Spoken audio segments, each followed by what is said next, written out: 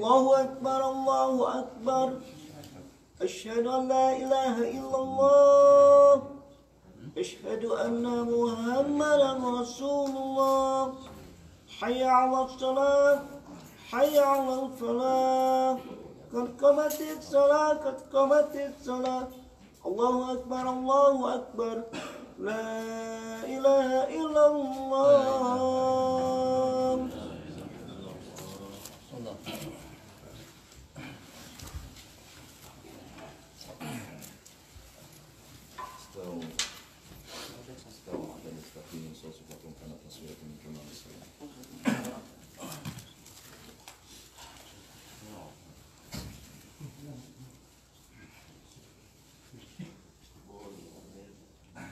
الله أكبر.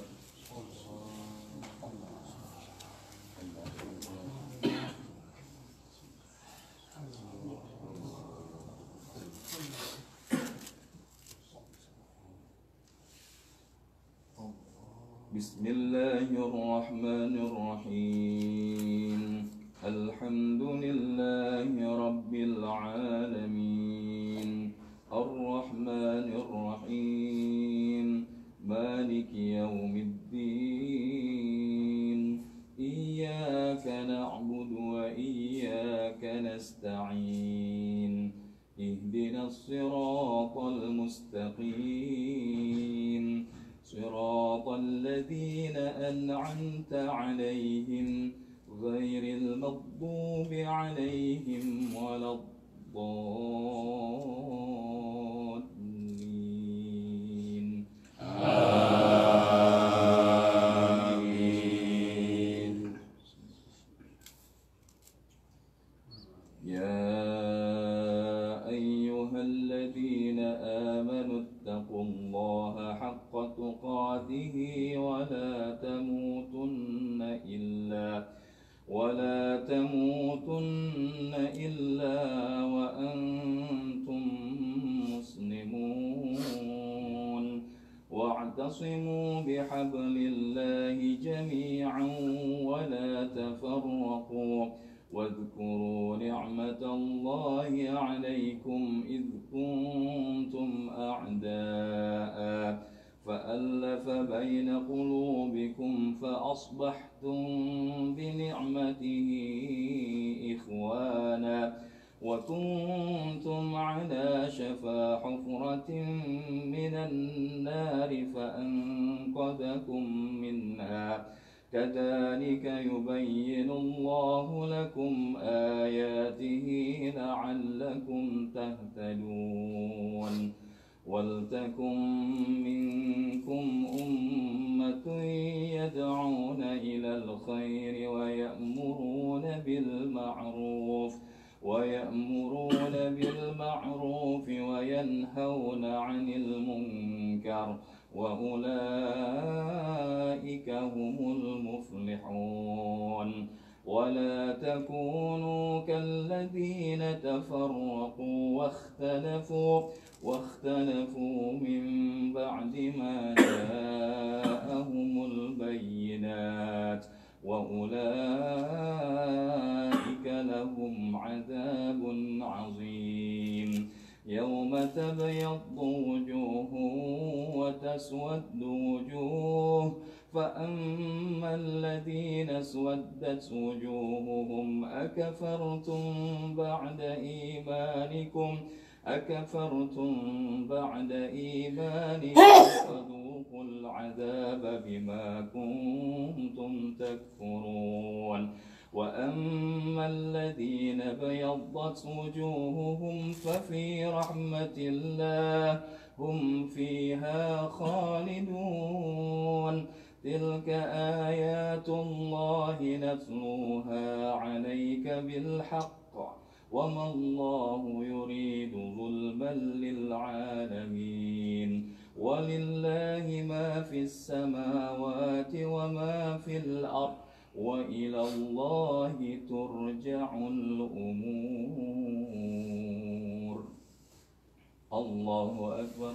الله أكبر.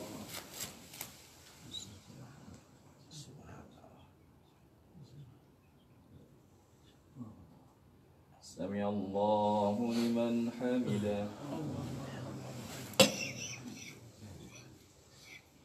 الله أكبر.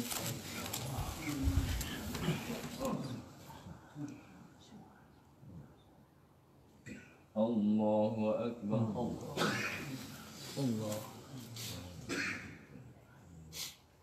الله أكبر.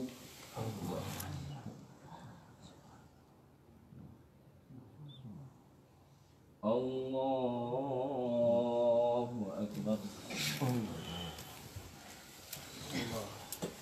بسم الله الرحمن الرحيم. الحمد لله رب العالمين. الرحمن الرحيم. مالك يوم الدين. إياك نعبد وإياك نستعين. اهدنا الصراط المستقيم. صراط الذين أنعمت عليهم غير المغضوب عليهم ولا الضالين. آمين.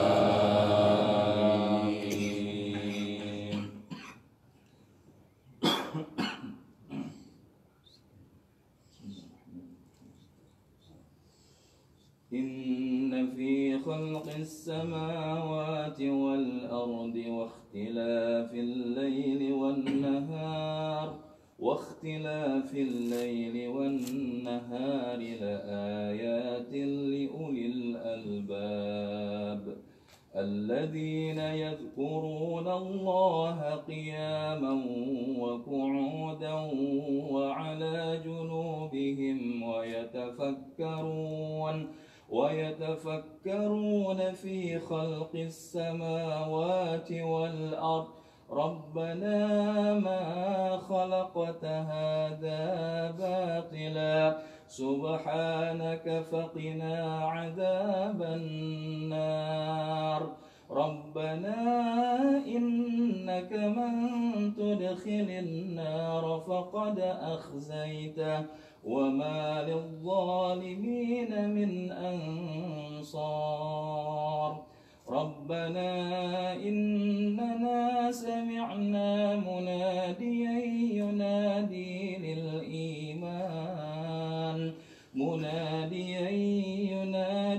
للإيمان أن آمنوا بربكم فآمنا. ربنا فاغفر لنا ذنوبنا وكفر عنا سيئاتنا وتوفنا مع الأبرار. ربنا وآتنا ما وعدتنا على رسلك ولا تخزنا يوم القيامة إنك لا تخلف الميعاد. الله أكبر.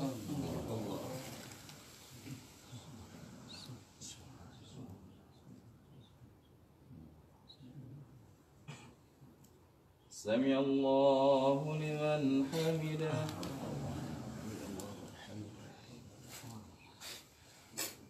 اللهم اهدنا فيمن هديت وعافنا فيمن عافيت وتولنا فيمن توليت وبارك لنا فيما أعطيت وقنا برحمتك شر ما قضيت.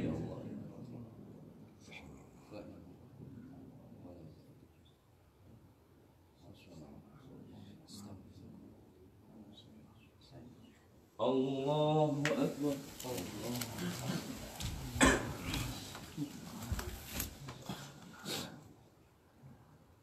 الله أكبر.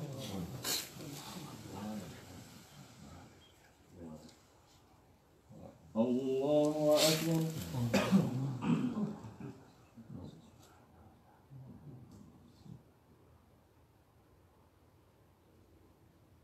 الله أكبر.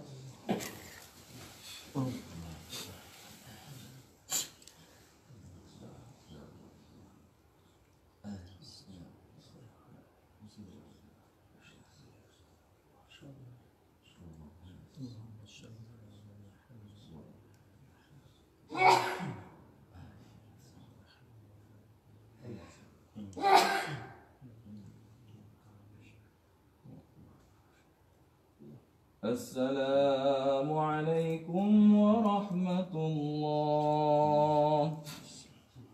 السلام عليكم ورحمة الله.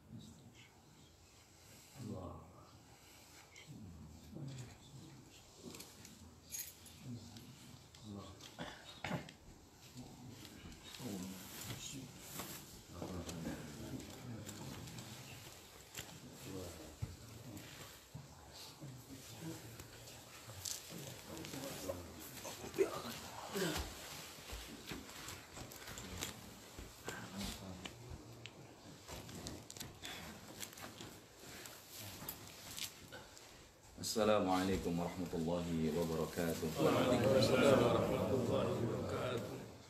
Alhamdulillah, alhamdulillahilladzi wa kafa. Wassalatu wassalamu ala sayyidil mustafa wa ala alihi ahli sidqi wal wafa. Subhanallah wa bihamdihi adada khalqihi wa rida nafsihi wa zinata arshihi wa midada kalimatihi. Allahumma salli ala nabiyyina Muhammad sallallahu alaihi wasallam wa ala alihi wa ashabihi ajma'in, amma ba'd. Subhanaka la ilma lana illa ma 'allamtana innaka antal alimul hakim. Fadilatul khuramun, bapak-bapak, jamaah salat subuh Masjid At-Tahir yang insyaallah diberkahi dan dirahmati Allah. Amin. Alhamdulillah, kita panjatkan puji serta syukur kita kehadirat Allah atas segala limpahan nikmat dan karunia-Nya sehingga kita masih mampu dan bersama-sama laksanakan dari salah satu kewajiban kita di dalam kehidupan ini, yakni melaksanakan ibadah salat subuh secara berjamaah. Semoga apa yang kita lakukan menjadi satu amal yang insya Allah diterima dan kelak diberikan balasan terbaik di sisi Allah Subhanahu wa Ta'ala. Salawat dan salam semoga tercurah kepada Nabi kita Muhammad sallallahu alaihi wasallam serta dengan segenap para sahabat, keluarga, dan mudah-mudahan sampai kepada kita umatnya yang istiqamah dalam mengamalkan sunnah beliau. Bapak-bapak sekalian, jamaah salat subuh yang berbahagia, bagaimana kabarnya pagi ini? Alhamdulillah. Dan jamaah yang ikut di live streaming juga mendapatkan kesehatan. Amin ya rabbal alamin. Karena ketika kita berada dalam kesehatan adalah salah satu nikmat yang paling mahal yang Allah berikan kepada kita. Karena di antara nikmat yang banyak melalaikan selain daripada nikmat kesehatan adalah nikmat waktu lapang. Maka hari ini di hari libur, bahkan kita berada di waktu yang kita sebut long weekend karena cukup banyak waktu libur kita dalam beberapa hari ini. Maka insya Allah amal-amal kebajikan kita bisa kita tumbuh suburkan. Karena kalau bahasa kita, kenapa sih Ustadz kita harus makin banyak beramal di 10 hari terakhir atau di bulan suci Ramadan ini? Maka kalau diibaratkan kita berdagang di satu waktu musim, maka musim itu orang pada keluar rumah. Orang pada keluar rumah datang ke pameran ataupun festival dagang itu. Kita, walaupun tahu bahwa ada orang yang lain juga dagang, pertanyaannya yakin nggak kita bakal dapat keuntungan kalau kita berdagang dalam konteks itu? Tidak. Ya, kalau kita hari ini meyakini ya pasti dapat. Maka begitu pula ketika kita hari ini berada di dalam Ramadan. Karena hari ini Allah memberikan, kalau bahasa sederhananya adalah kemudahan kita mendapatkan balasan terbaik di sisi Allah dalam amal-amal dan ibadah yang kita lakukan. Dan dalam hal ini termasuk salah satunya berbicara tentang aktivitas ibadah sholat kita. Karena di dalam kesempatan pagi hari ini, ketika Nabi SAW menyebutkan lebih daripada 5 hadis, bahkan lebih dari 10 hadis keutamaan daripada melaksanakan ibadah sholat yang dilakukan secara berjamaah. Maka di sini ada beberapa hadis yang kita akan kemukakan yang merupakan keutamaan daripada melaksanakan ibadah sholat secara berjamaah. Karena kalau kita melaksanakan sendiri, kita cuma dapat satu pahala di sisi Allah Subhanahu wa Ta'ala. Namun kalau kita berjamaah, maka kita akan mendapatkan lebih dari satu. Berapa yang kita dapatkan? Minimal 27. Hadisnya gimana? Ya, insya Allah tawadhu'nya menunjukkan sudah hafal, tapi mungkin agak-agak lupa sedikit. Nah, insya Allah kita akan ingatkan beberapa hadis. Salah satunya adalah yang tadi terkait dengan mendapatkan pahala yang berlipat ganda. Hadis ini disebutkan dalam riwayat Imam Bukhari wa Muslim. Salatul jamaah afdalu min salatil fadha. Ya. Salatul jamaah afdalu min salatil fadhi bisab'in wa isyarina darajah. Salat berjamaah adalah lebih utama daripada salat sendirian dengan pahala 27 derajat. Dalam riwayat yang lain disebutkan dengan pahala 25 derajat. Tapi kalau kita hari ini dengan satu pekerjaan yang kita lakukan satu dapat pahalanya atau dapat kebaikannya satu, sementara yang lainnya berpuluh kali lipat, mana yang akan kita lakukan dan akan kita ambil? Tentu yang lebih banyak. Dan di dalam aktivitas sholat kita, maka adalah sebuah kerugian kalau kita mendapatkan kesempatan berjamaah, namun kita justru meninggalkan daripada aktivitas sholat berjamaah itu sendiri. Makanya ketika kita kemarin sudah menyampaikan bahwa terkait dengan sunnah-sunnah Nabi kita Muhammad SAW, ini mungkin kalau tidak dilakukan seakan-akan tidak apa-apa. Padahal kalau kita tidak melakukannya, ini adalah sebuah kerugian yang besar. Dan ketika kita melakukannya, kita akan mendapatkan amalan-amalan yang insya Allah lebih baik lagi daripada sekedar menggugurkan kewajiban. Maka yang pertama kita akan mendapatkan pahala yang berlipat ganda. Bahkan di dalam aktivitas berjamaah kita, insya Allah akan terbebas daripada api neraka dan sifat munafik di dalam diri kita. Karena ini hadisnya dari Anas bin Malik radhiyallahu anhu, bahwa dia berkata Rasul sallallahu alaihi wasallam bersabda, "Man shalla arba'ina yawman fi jamaah yudrikut takbirul ihram atau yudrikul takbirul ula kutiba lahu bara'atan." Man shalla arba'ina yawman, barang siapa yang mengerjakan salat 40 hari fi jamaah dengan kondisi berjamaah, yudrikut takbiral ula, di mana ia selalu mendapatkan takbiratul yang pertama atau takbiratul ihram bersama imam, kutiba lahu bara'atan, maka akan dituliskan baginya 2 kebebasan. Apa? 2 kebebasan. Apa yang menjadi kebebasan itu? Bara'atum minan nar wa bara'atum minan nifaq. Yang pertama adalah bebas dari api nerakanya Allah Subhanahu wa taala, dan yang kedua adalah bebas daripada sifat kemunafikan. Makanya kalau hari ini kita sudah melaksanakan sholat dengan baik, alhamdulillah. Tapi kalau kita masih senang sendirian, yuk kita perbaiki.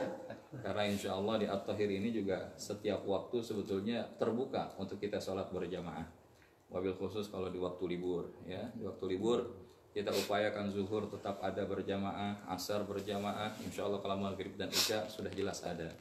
Maka oleh karenanya di waktu-waktu yang seperti ini, mari kita perbaiki. Kalau kita masih senang sholat sendirian, maka hati-hati kalau itu terus-menerus kita lakukan, selain kemudian akan muncul sifat-sifat kemunafikan di dalam diri kita, maka sungguh orang-orang yang munafik dekat dengan nerakanya Allah Subhanahu wa taala. Apa itu ciri orang yang munafik? Ayatul munafikin salas. Ya, jadi orang ataupun tanda dari orang yang memiliki sifat nifaq ataupun munafik itu ada 3. Idza haddatsa kadzdzaba. Kalau dia bicara, dia berdusta. Wa idza wa'ada akhlafa. Kalau dia berjanji, dia membelakangi, ya. Wa idza tu'mina khana. Kalau dikasih berikan amanah, dia berkhianat. Maka orang-orang yang seperti ini disebut sebagai orang-orang yang munafik. Dan siapa orang-orang munafik ini yang berada dan mendapatkan kemurkaan Allah, maka disebutkan di dalam Al-Quran bahwa kaum munafikin fid darki asfala minan nar. Maka dia berada di dalam lapisan kerak neraka. Ya. Kita berlindung kepada Allah, maka salah satunya adalah menjaga seberapapun susahnya kita untuk berjamaah. Tapi kalau misalkan kita udah niat, Ustaz, saya udah berangkat dari rumah, tapi begitu nyampe di sini udah selesai, ya kan? Karena sebetulnya kita sudah announce di grup ataupun di dalam media-media kita bahwa kita melakukan ibadah salat itu dengan iqamah yang sudah ditentukan. Ya, salah satunya salat subuh, ya kita masuk 4.25, tapi kita iqamah 4.45, ya. Begitupun kemarin zuhur atau Jumat kita masuk 12.50, tapi kita masuk 12.15, ya 13.15. Maka ini adalah di antara kemudahan-kemudahan karena kita berada di wilayah yang bisa kita katakan bukan sebagaimana di negeri kita. Kalau di negeri kita di awal waktiha, ya begitu azan kita langsung berangkat. Tapi karena satu dan lain hal kita sudah memberikan rukhsah itu. Maka jangan rukhsah ini kemudian sudah diberikan keringanan-keringanan. Boleh nggak kalau kita delaynya sampai 3 jam? Maka kalau yang kayak begini ini sudah menunda namanya, ya. Maka oleh karena itu ya wilayah rukhsah ini mudah-mudahan menjadi salah satu kemudahan dan kebaikan yang Allah berikan bagi kita. Maka walaupun dia kemudian sudah berniat sholat jamaah, tapi jamaahnya telah selesai, insya Allah dia masih tetap dapat pahalanya. Ya karena orang berniat baik aja, baru niat uang. Ya Ustaz, saya niat insya Allah kalau permitnya udah keluar buat renovasi, biar saya insya Allah wakaf ubinnya 1 lantai. Baru niat. Nah kejadiannya permit keluar. Nah terus kita cuma dapat setengah atau 1/4 atau 1/16-nya. Paling nggak niatnya udah dapat. Maka begitu juga kalau kita hari ini di dalam rangka menghidupkan daripada waktu-waktu malam terakhir bulan suci Ramadan, di mana kita ingin menjaring yaitu Lailatul Qadar. Maka ada sebuah trik yang diajarkan oleh Nabi sallallahu alaihi wasallam dari Abu Hurairah bahwa dia berkata Nabi sallallahu alaihi wasallam bersabda, "Man shallal isya fi jamaah faka'anna maqama nisfal lail." Barang siapa yang salat isya berjamaah, maka seakan-akan dia telah salat setengah malam. Jadi ini makanya kita kejar paling enggak sholat isya berjamaah kalau misalkan selain daripada sholat-sholat sunnah yang kita lakukan. Dan kemudian kita jaga waktu paginya. Wa man shalla subha fi jamaah faka'annama shallal laila kulluh. Ya, shallal laila kullah. Dan barang siapa yang sholat subuh berjamaah, maka seakan-akan dia telah sholat semalam penuh. Atau kama qala Nabi sallallahu alaihi wasallam sahih Muslim, ya. Jadi ini menunjukkan apa? Bahwa di dalam agama kita itu untuk mendapatkan reward yang luar biasa, kita juga berupaya sekuat tenaga berikut dengan kecerdasan kita. Karena Nabi telah memberikan kisi-kisinya kepada kita. Tinggal kita mau jalanin apa enggak. Yang terakhir dari sekian banyak ini, sholat berjamaah juga akan menjaga seseorang dari bisikan dan godaan setan. Ya, karena ketika kita bicara tentang bagaimana keutamaan sholat berjamaah ini menjaga daripada bisikan setan, karena sedikitnya ada 9 jenis setan yang senantiasa menggoda kita. Innahu lakum aduwwum mubin. Sesungguhnya setan itu musuh yang nyata. Makanya kan kenapa di dalam surah Al-Baqarah ayat 208 Allah Subhanahu wa taala mengingatkan, ya ayyuhalladzina amanu dkhulu fis silmi kaffah wa la tattabi'u khutuwatis syaitan innahu lakum aduwwum mubin. wahai orang-orang yang beriman, masuklah kalian ke dalam Islam itu kafah, keseluruhan, enggak milih-milih, enggak cuma ngambil sholat aja tapi kemudian meninggalkan bab zakat, atau mengambil perkara ubudiyah, ibadah yang sifatnya vertikal tapi meninggalkan muamalah, bukan seperti itu. Tapi masuk ke dalam Islam itu bagi orang yang beriman kafah, semuanya dijalankan. Dan diantara yang akan membuat kita tidak melakukan itu adalah godaan dan bujuk rayu syaitan. Maka disebutkan wala tattabi'u khutuwati syaitan, dan jangan kalian ikuti langkah kaki syaitan. Karena apa? Innahu lakum aduwwum mubin. Sesungguhnya syaitan itu musuh yang nyata. Dan ternyata kalau kita bicara tentang syaitan ini, ada 9 jenis syaitan yang disebutkan di dalam berbagai riwayat. Di antaranya ada yang namanya setan walhan. Nah, setan walhan ini biasanya menggoda manusia dalam hal berwudu. Kadang-kadang di wudu ada yang bahasa kita muncul syak dan keraguan. Cuci tangan tapi ngerasa wah ini belum rapi. Dia kemudian ulang lagi cuci tangan, ya. Kemudian dia kumur-kumur, begitu dia sampai membersihkan hidung dan membersihkan muka, kayaknya tadi kumur-kumurnya kurang pas, ulang lagi. Nah, terus yang kayak begini. Nah, ini salah satu daripada godaan syaitan yang bernama walhan. Nah, ada lagi setan zalanbur yang menggoda para pedagang, ya. Ya, biar dibisikkan kepadanya untuk menjauhi daripada perkara-perkara berdagang dengan cara yang benar, bekerja dengan cara yang benar. Udahlah, kalau di timbangan ditambahin pemberat setengah kilo, orang kagak tahu. Nah, ini kerjaan setan yang bernama zalanbur. Kemudian ada lagi setan a'wan yang menggoda manusia agar melakukan zina. Nah, jadi bagaimana di dalam pandangan manusia ini dihadirkan pandangan yang indah ketika melakukan perbuatan zina. Padahal Allah Subhanahu wa taala mengingatkan wala taqrabuz zina. Jangan kalian dekati daripada zina. Karena ini sesungguhnya adalah seburuk-buruk perbuatan. Dan masih banyak lagi yang lain, termasuk juga ada yang di dalam menggoda manusia dalam sholat, namanya syaitan khanzab. Syaitan khanzab. Nah, khanzab ini menggoda manusia di dalam sholat. Salah satunya dilakukan dalam 2 hal. Yang pertama adalah ketika seseorang itu melakukan sholat, ya, begitu dia takbiratul ihram Allahu Akbar, apalagi dia mengerjakannya sendirian, itu dimunculkan apa yang tadi enggak dipikirin jadi dipikirin. Belum sholat, mikirin nih, ya kan, kita habis jalan di mall atau jalan di mana pasar, ngelihat barang kelihatannya bagus, tapi kita nggak jadi beli.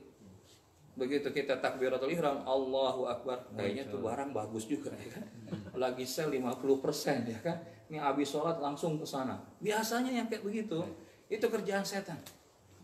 Makanya kenapa kita ya perlu berhati-hati kalau kita mendapati hal demikian, atau kita sholat seakan-akan ada yang mengikuti. Nah, itu juga termasuk daripada godaan setan. Ya, dan termasuk adalah yang paling merugikan buat kita, mengacaukan. Mengacaukan kita pas lagi sholat sendirian, ini udah rakaat berapa? Ya, ini rakaat 2 atau rakaat 3, ya kan? 3 apa 4? 4 apa 5 kan? Ya, intinya ini setan membuat keraguan di dalam hati kita dengan godaan-godaannya.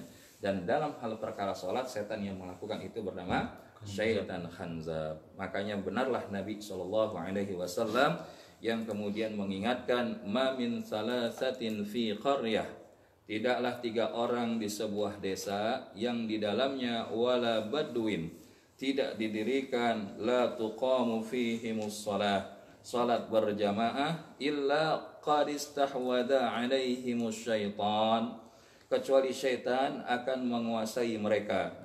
Fa'alaikum bil jamaah, oleh karena itu kalian seyogianya mengerjakan salat itu dengan berjamaah. Fa innama ya'kulu dhi'bu minal ghanamil qasiyah, karena oleh karena itu kalian harus mengerjakan salat berjamaah, karena sesungguhnya seekor serigala akan memakan kambing yang terpisah. Bukan yang tersesat, nanti yang tersesat lain lagi, ya kan? Ya, kambing yang terpisah daripada kawanannya, ya kan. Serigala nih kalau dia mau mengkonsumsi daripada seekor kambing lebih mudah daripada dia masuk ke kawanan kambing. Ya, tapi kita bukan berarti sebagai diibaratkan kambing. Maksudnya tamsil ini adalah bahwa kalau kita sendirian, setan lebih gampang godain kita. Tapi kalau berjamaah, ini kita misalkan salah ataupun lupa ataupun ada kekurangan, insya Allah itu akan menjadi nilai kebaikan yang disempurnakan oleh Allah di dalam sholat berjamaah kita.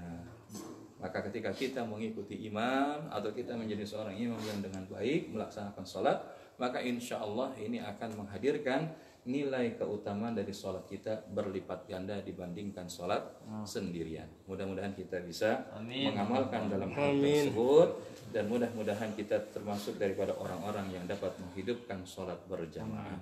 Mudah-mudahan ada manfaatnya. Subhanakallahumma wa bihamdika asyhadu an la ilaha illa anta astaghfiruka wa atubu ilaik.